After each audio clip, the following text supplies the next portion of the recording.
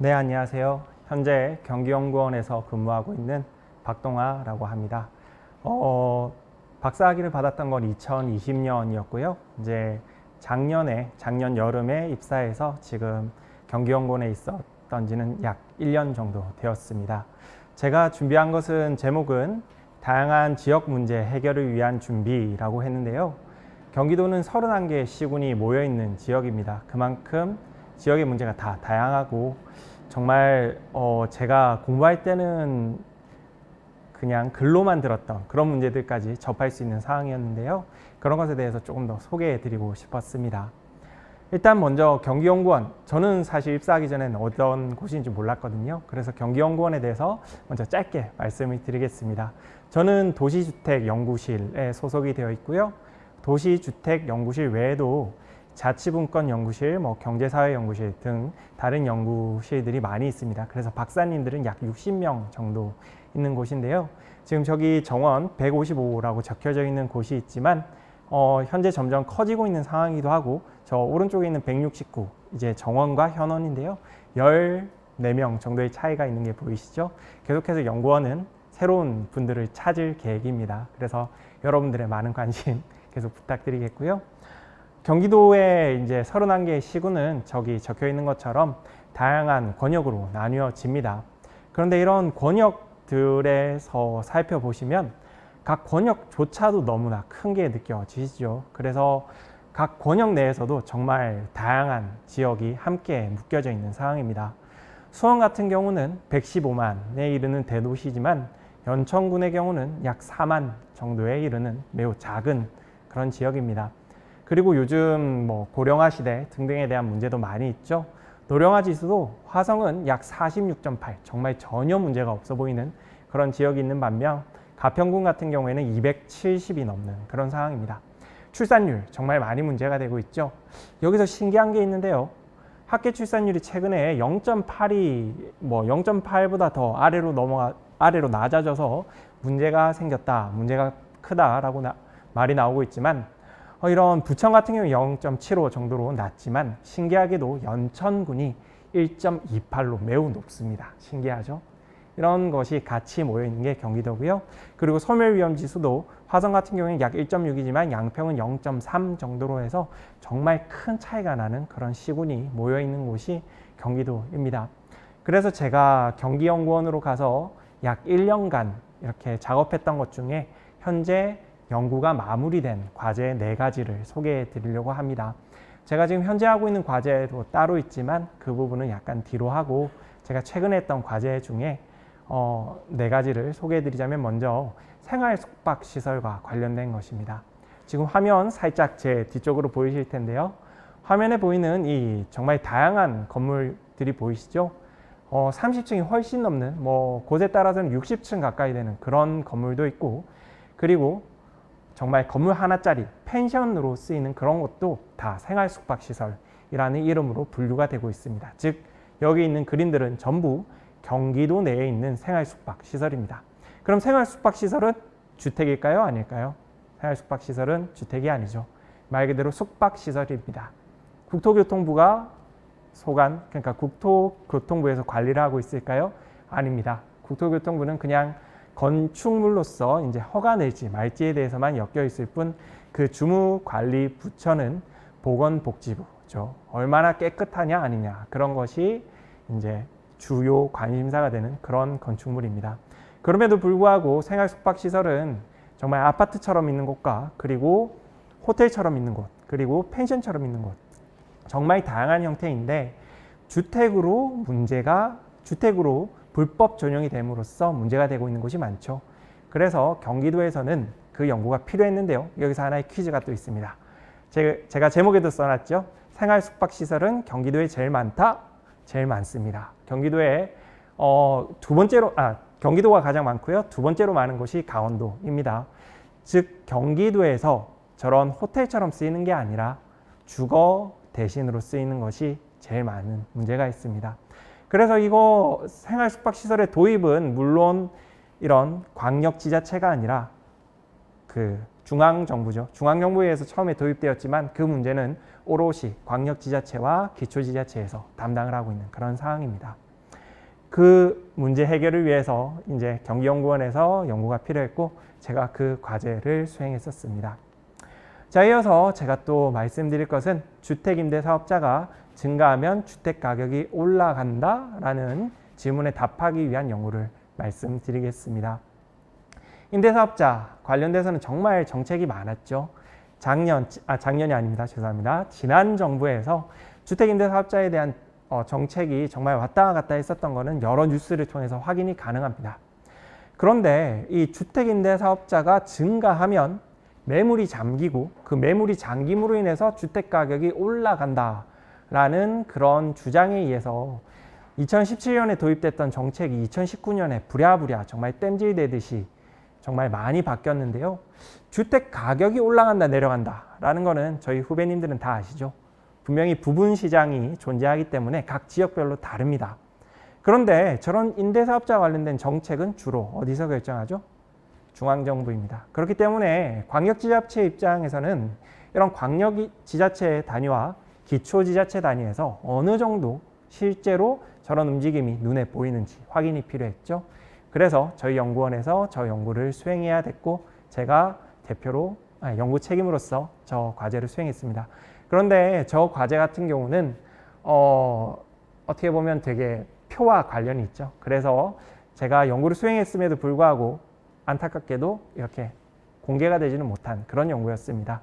최근에 이제 대비가 풀리나 했으나 그럼에도 불구하고 여전히 대주의로 묶여 있어서 여러분들도 결과를 확인하실 수는 없는데요. 저런 연구, 즉 대외적으로는 보여주기 힘드나 경기도에서 꼭 필요한 연구, 그런 것들 역시도 경기연구원에서는 수행을 하고 있는 그런 상황입니다. 이어서 쉐어하우스에 대해서 한번 여러분들과 말씀을 나누고 싶습니다. 제가 수행했던 연구의 제목은 저것은 앞서 말씀드렸던 두 가지의 정책 연구와는 조금 다른 이슈 앤 진단이라는 그런 연구였는데요. 매우 빠르게 시의적절한 연구를 수행해야 되는 그런 형태의 연구였습니다. 제목은 대규모 공유 주거의 공급 제대로 준비하자라는 건데요. 이 연구의 시작은 작년 2011년 11월에 이건 역시도 국토교통부가 연관이 있는데요. 국토교통부에서 정말 큰 대규모 공유 주거 시설을 주거지역에 허용하게끔 하는 입법 예고를 하면서 시작되었습니다. 정부 입장에서는 이게 규제 샌드박스라고 해서 되게 빨리 풀어주게끔 해서 저런 공유 주거 시설이 현재의 법령으로는 법제도 하에서는 주거지역에 못 들어가기 때문에 저것을 풀어서 이제 조금 더 주거지역에 공급을 활성화하자라는 생각으로 공급을 생각하신 것 같은데 이게 문제가 매우 많을 것이라는 것이 연구의 결과로서 나왔습니다. 예를 들어 한번 드리겠습니다. 지금 이 화면상에, 화면이 잠시 안 나오는 것 같은데요. 네. 화면상에 있는 이 공유 주거시설. 월세가, 경기도에 있습니다. 경기도에 있고요. 성남에 있는 공유 주거시설인데요. 월 임대료가 130만 원, 가장 작은 방이 130만 원 정도고 두 명이 쓸 수 있는 방은 약 230만 원 정도의 그런 방입니다. 그리고 이 방은 주택이 아닙니다. 공유 주거 시설이지만 업무 숙박 시설로 등록되어 있죠. 아까 말씀드렸듯이 현행 법제도상으로는 저런 대규모 공유 주거 시설은 주거지역에 들어갈 수가 없습니다. 그런데 이렇게 고급화된 공유 주거 시설이 어떤 문제가 있을까요? 지금 화면은 잘 안 보이실 수도 있는데 기본적으로 카페 같은 게 많이 있죠. 저런 대규모 공유주거 시설에는 카페도 같이 있고 그리고 업무를 위한 회의실 그리고 카페 같은 그런 정말 외부의 사람들이 올 수 있는 시설이 함께 존재합니다. 그런 시설이 주거지역에 크게 들어가면은 당연히 주차 문제, 그 외에 소음 문제, 그리고 일조권 문제 등등의 많은 문제가 있을 수 있겠죠. 하지만 그런 상황을 생각하지 않고 일단은 입법 예고가 된 상황입니다. 앞서 이미 살짝 살펴보셨는데요. 쉐어하우스 이전에 제가 한 2개 전 정도에 말씀드렸던 생활 숙박시설 역시도 최근 약 10년 정도밖에 안 된 새로운 건축물 시설이었죠. 마찬가지입니다. 지금 현재 이런 대규모 공유 주거시설 역시도 새롭게 도입이 되면 어떻게 변화가 될지 모르는 그런 상황이라는 그런 우려 속에서 빠르게 연구를 수행했고 거기에 대해서 저희가 주장을 했고 국토부에서 받아들여질지는 조금 더 지켜봐야 될 것 같습니다. 그리고 이어서 이제 시군 연구라는 것을 하나 소개시켜 드리겠습니다. 부천시에서 요청을 해서 수행했던 연구이고요. 제목은 부천시 나홀로 아파트의 계획적 관리 방안 연구입니다. 아마 서울시에 사시는 분들이나 아니면 서울의 이런 다세대 주택 같은 곳에 살아본 기억이 있는 분들은 나홀로 아파트 아마 보신 적이 있으실 텐데요. 서울의 문제와 이런 시군, 부천시 같은 경우의 문제는 매우 다릅니다. 서울시는 아마 2종 7층이라고 들어보신 분들도 계실 텐데 7층으로 딱 잘라서 나홀로 아파트가 들어서지 못하게 한 그런 제도를 운영하기도 했죠. 하지만 부천시 같은 경우는 그런 제도를 운영할 생각이 없는 거에 가깝습니다. 왜 그럴까요? 부천시는 인구 유출이 매우 우려되는 상황이죠. 그런 상황에서 새로운 아파트의 공급을 막는다? 쉽지 않은 정책입니다. 그렇다면 어떤 아파트들은 우리가 막아야 되고 어떤 아파트들은 우리가 계속 들어오게끔 놔둬야 될 것이냐. 그것 자체가 문제입니다. 그런 상황에서 부천시 같은 경우는 국토교통부에서 그 사업계획 승인이라고 하죠.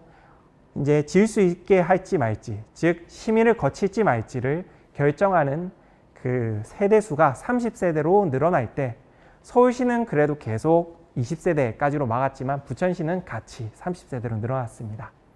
즉 심의 없이 그냥 지어질 수 있는 아파트들의 그런 범위를 늘리는 데 있어서 가만히 있을 수밖에 없었던 거죠.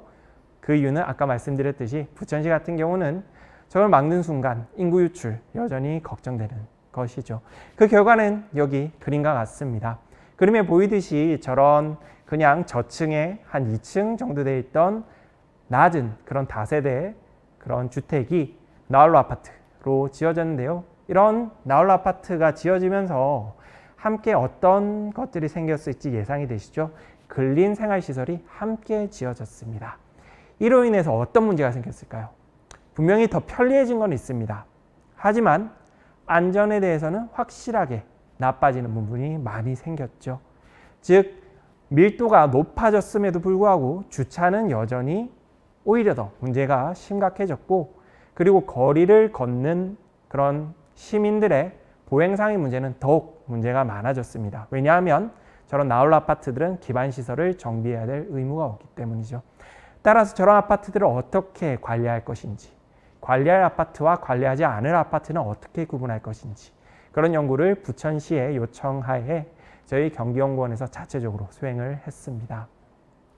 이상 제가 최근에 수행했던 4개 종료된 과제에 대해서 말씀을 드렸고요. 이외에도 제가 최근에 하고 있는 과제는 경기도의 31개 시군의 인구 구조에 대한 연구도 함께 현재 수행하고 있습니다. 이렇듯이 생활 숙박시설, 나홀로 아파트, 인구 구조, 정말 다양한 연구를 제가 지금 연구 책임자로서 수행을 하고 있는데요. 이처럼 경기도는 정말 다양한 지역의 다양한 문제를 직접 시급한 문제들부터 하나하나 해야 되는 상황입니다. 그렇기 때문에 지금 공부를 하고 계신 후배님들도